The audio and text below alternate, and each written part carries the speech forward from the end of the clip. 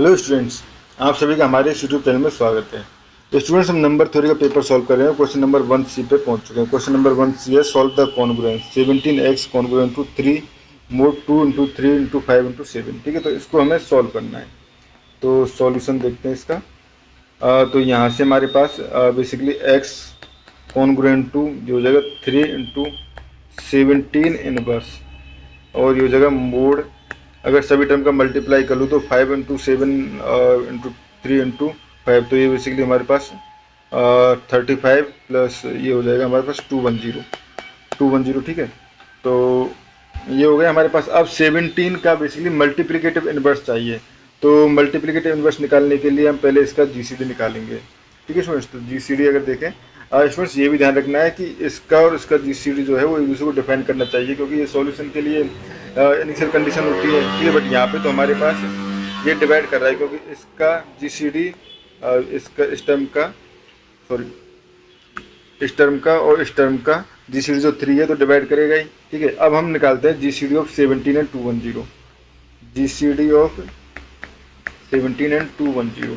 ठीक है, तो यहाँ से मैं 210 इक्वल टू लिख सकता हूँ 17 इंटू 12 प्लस 6।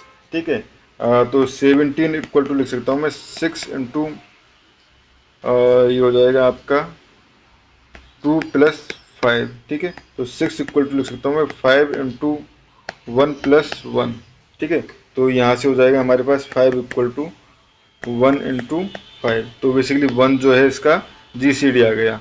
अब जीसीडी इसका जब 1 आ चुका है हमारे पास स्टूडेंट्स, तो जीसीडी को हम बैक सब्स्टिट्यूशन करेंगे। ठीक है, तो 1 इक्वल टू, देखो यहाँ से मैं लिख सकता हूँ 6 माइनस 5 इंटू 1। ठीक है, तो अब यहाँ से मुझे 5 की वैल्यू पुट करनी है, तो 1 इक्वल टू ये हो जाएगा 6 माइनस 5।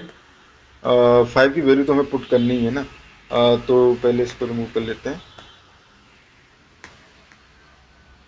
ठीक है,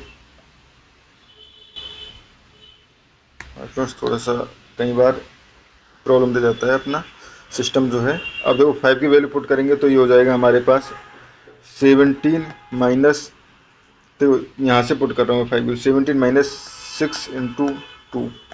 ठीक है, इंटू 1 है तो उसको लिखने की ज़रूरत भी नहीं है। तो 1 इक्वल टू हो जाएगा हमारे पास, देखो ये तो हमारे पास 17, ये जो हो जाएगा 6 माइनस, बेसिकली इस दर का माइनस जो है प्लस होगा, तो 6 इंटू 3।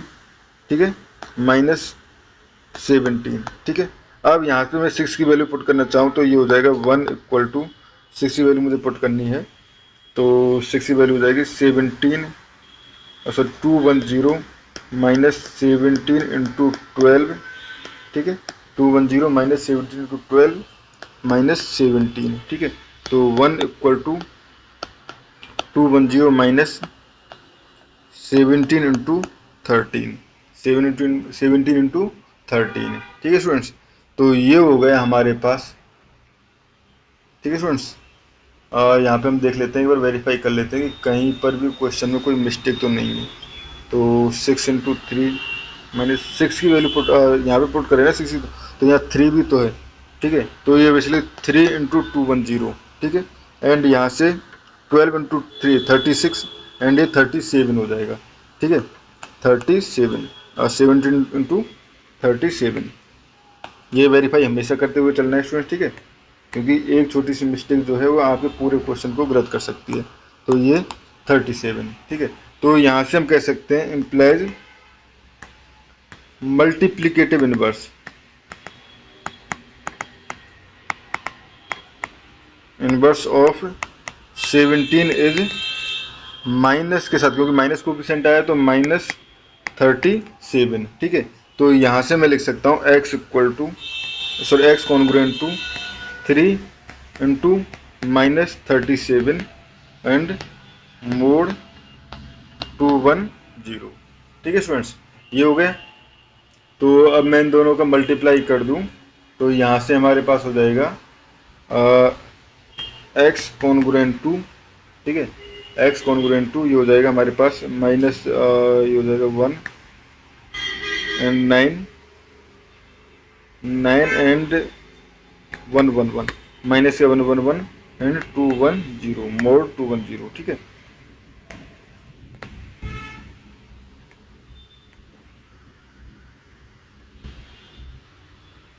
मोड 210, ठीक है, ये हो जाएगा। बट ये हमारे पास आंसर तो माइनस में हो नहीं सकता, ठीक है। तो हम क्या करेंगे, एक बार 210 को ऐड कर देंगे। तो 210 को यहाँ पे ऐड किया तो 210 माइनस 110, ठीक है, ये हो जाएगा आपका 21111। तो ये 99, ये हो जाएगा x कॉन्ग्रुएंट टू 99 मोड 210, ठीक है स्टूडेंट्स।